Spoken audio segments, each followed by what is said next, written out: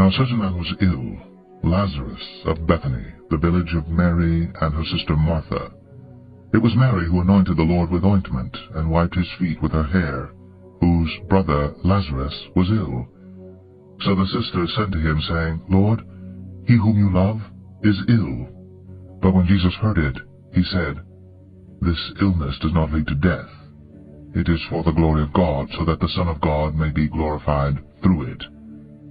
Now Jesus loved Martha and her sister and Lazarus, so when he heard that Lazarus was ill, he stayed 2 days longer in the place where he was. Then after this he said to the disciples, Let us go to Judea again. The disciples said to him, Rabbi, the Jews were just now seeking to stone you, and are you going there again? Jesus answered, Are there not 12 hours in the day? If anyone walks in the day, he does not stumble, because he sees the light of this world. But if anyone walks in the night, he stumbles, because the light is not in him. After saying these things, he said to them, Our friend Lazarus has fallen asleep, but I go to awaken him.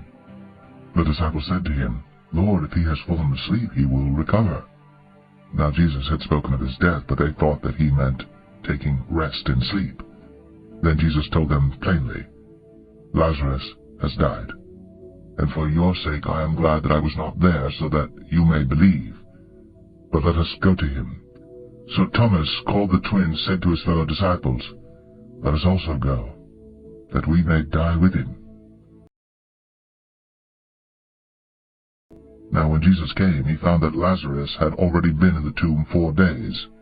Bethany was near Jerusalem, about 2 miles off, and many of the Jews had come to Martha and Mary to console them concerning their brother.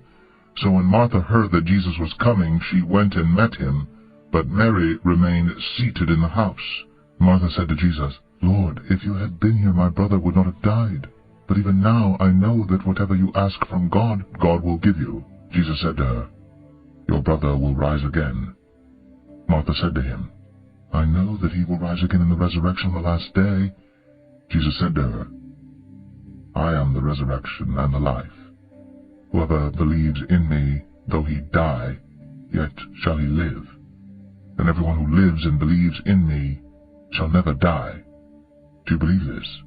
She said to him, Yes, Lord, I believe that you are the Christ, the Son of God, who is coming into the world.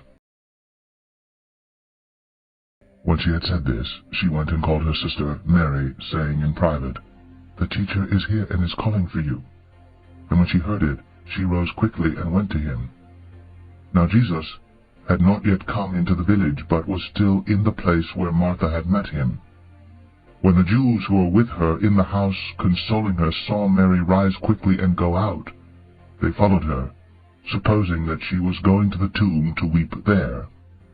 Now when Mary came to where Jesus was and saw him, she fell at his feet, saying to him, Lord, if you had been here, my brother would not have died. When Jesus saw her weeping, and the Jews who had come with her also weeping, he was deeply moved in his spirit, and greatly troubled, and he said, Where have you laid him? They said to him, Lord, come and see. Jesus wept. So the Jews said, See how he loved him? But some of them said, Could not he who opened the eyes of the blind man also have kept this man from dying? Then Jesus, deeply moved again, came to the tomb. It was a cave, and a stone lay against it. Jesus said, Take away the stone.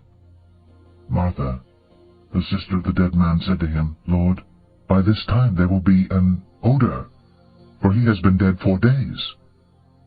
Jesus said to her, Did I not tell you that if you believed you would see the glory of God?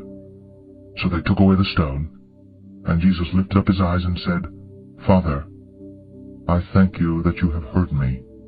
I knew that you always hear me, but I said this on account of the people standing around, that they may believe that you sent me. When he had said these things, he cried out with a loud voice, Lazarus, come out! The man who had died came out, his hands and feet bound with linen strips, and his face wrapped with a cloth. Jesus said to them, "Unbind him, and let him go." Many of the Jews, therefore, who had come with Mary, and had seen what he did, believed in him. But some of them went to the Pharisees and told them what Jesus had done. So the chief priests and the Pharisees gathered the council and said, "What are we to do? For this man performs many signs.